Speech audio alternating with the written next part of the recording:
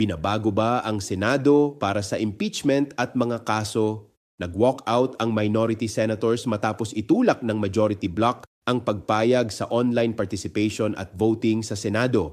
Para sa marami, hindi ito ordinaryong pagbabago ng rules, kundi paghahanda habang umiinit ang impeachment ni Sara Duterte at lumalalim ang legal na problema ng ilang senador. Si Bato de la Rosa ay muling nawawala habang hinaharap ang usapin ng ICC. Si Rodante Marcoleta naman, na nagsulong ng mosyon, ay nahaharap sa plunder allegations at hold departure order. May mga balita ring posibleng humarap sa kaso sina Jinggoy Estrada, Joel Villanueva at maging si Cheese Escudero kaugnay ng flood control scandal. Hindi rin maikakaila na marami sa nagtutulak ng bagong rules ay mga kaalyado ni Rodrigo Duterte at Sara Duterte. Kaya natural lang na magtanong ang publiko, binabago ba ang Senado para sa institusyon o para sa political survival?